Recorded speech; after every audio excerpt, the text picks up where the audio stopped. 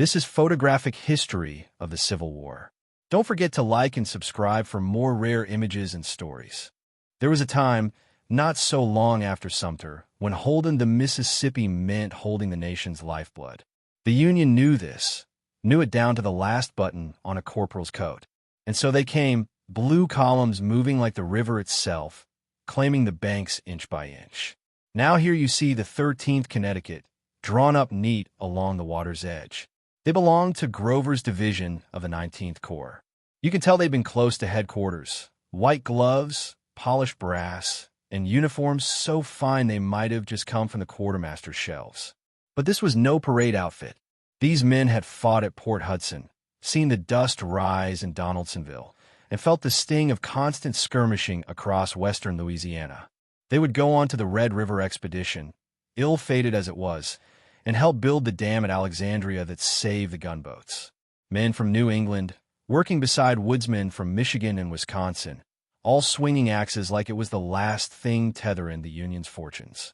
After that, a hard-earned furlough, then on to the Shenandoah with Sheridan. The river, though, she didn't hold herself. That fell to iron and steam.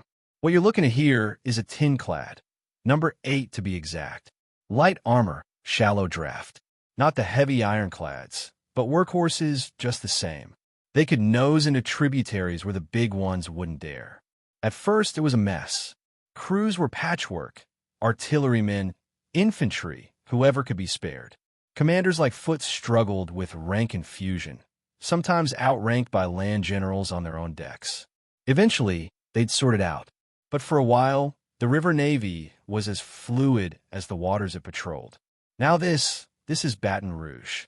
Before the 5th of August, 1862, the men of General Thomas Williams' brigade had just come off operations near Vicksburg.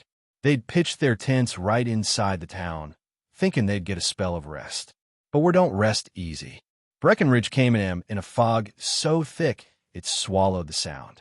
Confederates broke through, seized a forward camp, and came on hard.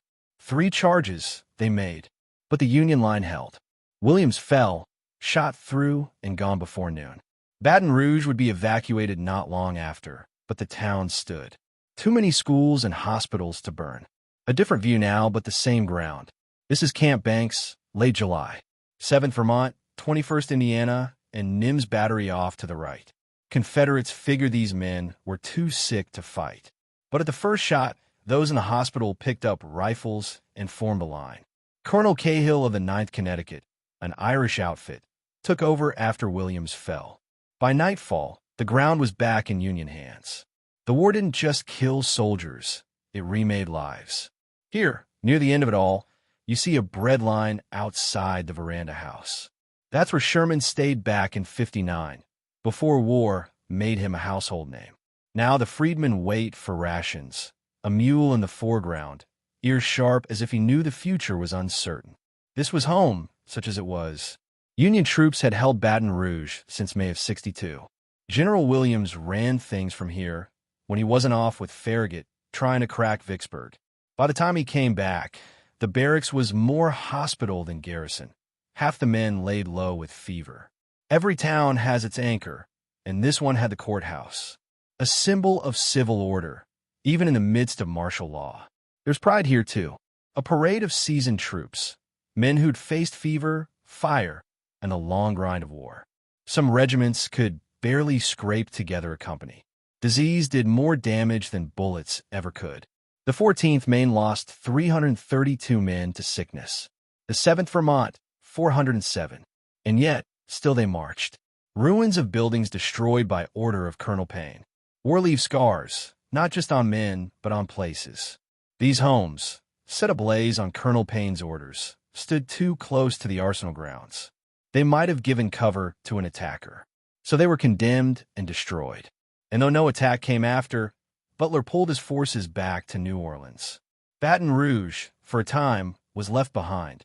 This was the War of the West, a war of rivers and fever, of parades and destruction. A war not just of bullets, but of who could hold on longest, and what would be left when they did. Coming up next, the fight for Corinth, where 2 great armies clash for the crossroads of the Confederacy.